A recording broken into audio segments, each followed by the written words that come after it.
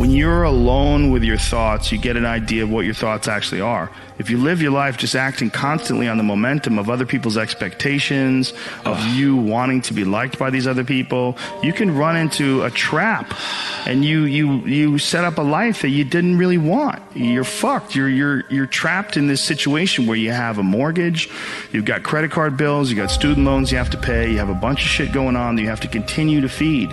And all that, and especially if you have a family and you have to feed them, oh my goodness, then you're fully locked in. You can't take any chances whatsoever. And oftentimes people make the mistake of getting stuck.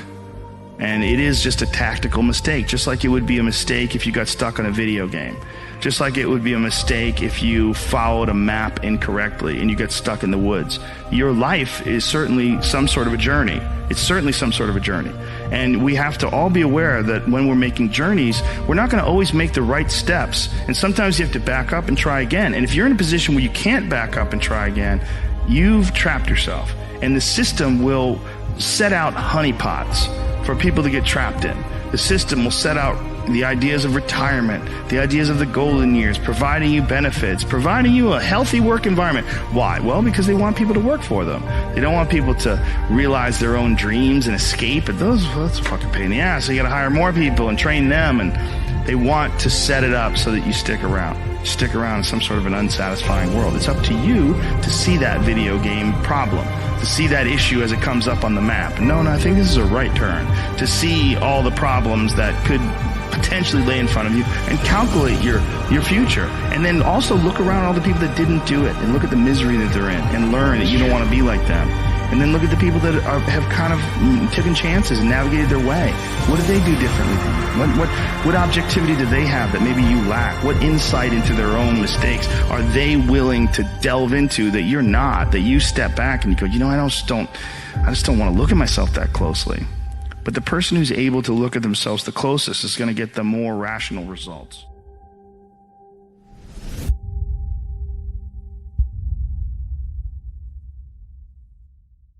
Hiya, Joe, old boy. The moment you accept the paycheck, your brain goes dead.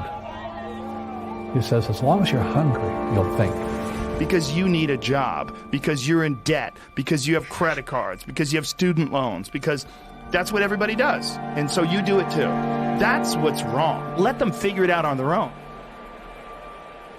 Many people are working in jobs that don't do anything for the world or the company they're working for. One of the qualifications is that it's really kind of a worthless job. It's not really doing anything. If you really want to torture a person, not only give them like the job of pouring a glass of water in an empty glass and pouring it back, but then add to it that they have to deceive their boss into thinking that they're doing an important job or they lose their jobs. Everyone has a different personality. They have different interests, different things that they would be really satisfied pursuing. That's not encouraged. What's encouraged is go find some place that you can shove yourself into. Go find a square hole that you can stick your round peg and just jam it in there and shave down the top and the bottom so you slide in with all this extra space on the sides and feel like shit for the rest of your life. How many people here work somewhere but really want to have their own business or hustle? Raise your hands. A lot. Let me tell you why most of the hands that just went up will never get there. They buy dumb shit. Do you know how many people here literally drive cars to impress people that they fucking hate?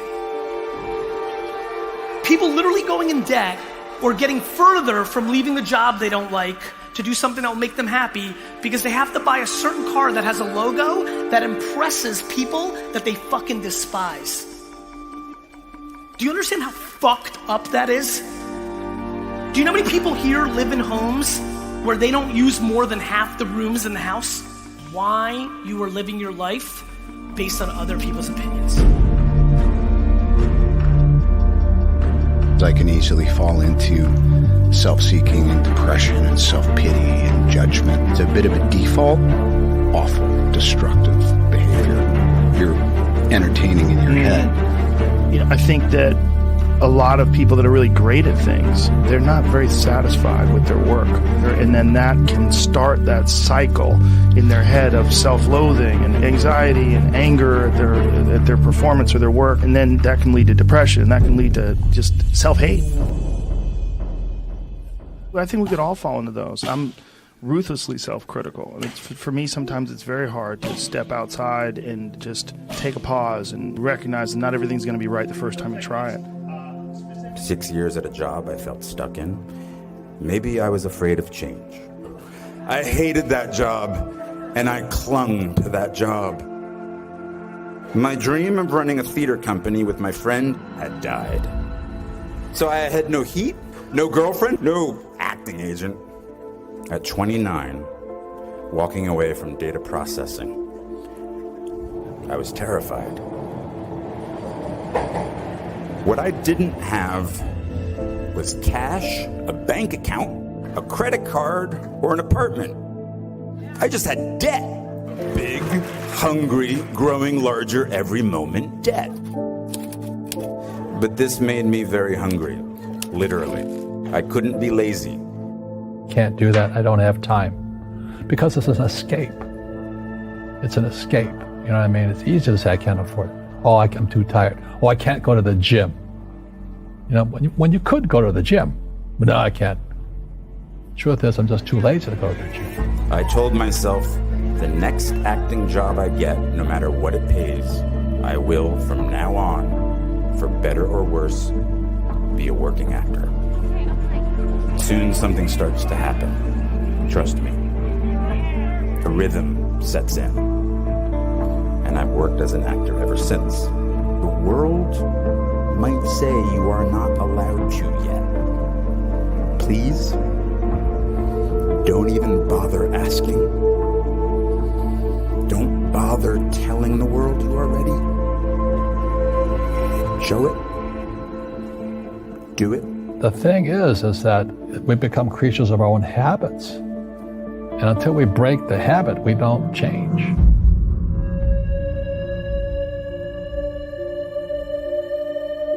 I think there's a lot of people out there like that, and for some awful reason, they never find whatever it is that can break them free. They never catch a ride on that river out. And I realized that like these unconventional paths, they brought me something that I wasn't getting from regular life. From then on, I'd kind of like locked into this thing where I'm just gonna do what I like and fuck what everybody says, because everybody's giving me advice to do this and advice to do that, and it never seems to be what I want to do. And I was like, so if nobody knows, then I have to trust me. I have to know for me. Nobody's happy who doesn't get to be themselves. What do you really appreciate? What's important to you? What's really important to you? Because you don't have forever, right? So what is important to you? Because you only have 24 hours in a day. So what's important to you? Chase what you're trying to do. You have to take a path that's dangerous. You have to plan it out, to put aside enough money to give yourself a window. And then you have to have a plan, and you have to spend all your waking hours outside of whatever shit job you do planning your escape. And you have to come to the realization very clearly that your life depends on it. I hate Plan B. And I tell you why. Because we have so many of those people that say no and you can't do it, that's impossible. But when you start doubting yourself, that's very dangerous. Because now what you're basically saying is that if my plan doesn't work, I have a fallback plan, I have a plan B. And that means that you start thinking about plan B, and every thought that you put into plan B, you're taking away now that thought and that energy from plan A.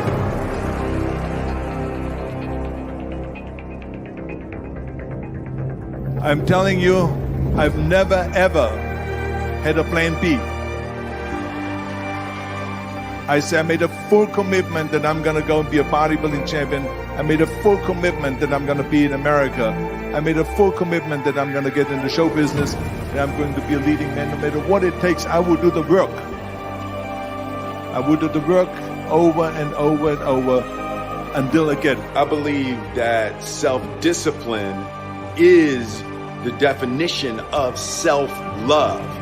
That when you say that you love yourself, that means that you say to yourself, hey man, look, I know you want to eat that pizza and it'll be really good, you know, but I can't let you eat that because if you eat that pizza, you're going to feel like shit, you know, and I love you too much to let you eat that. You forego immediate pleasure for the exchange of long-term self-respect.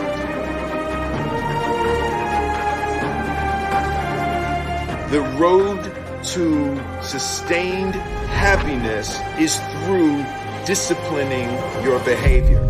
I failed in bodybuilding. I lost bodybuilding competitions. I lost powerlifting competitions. I lost weightlifting competitions. I had movies that went in the toilet and that were terrible and got the worst reviews. We all fail. Next is join the rehearse again. It's okay.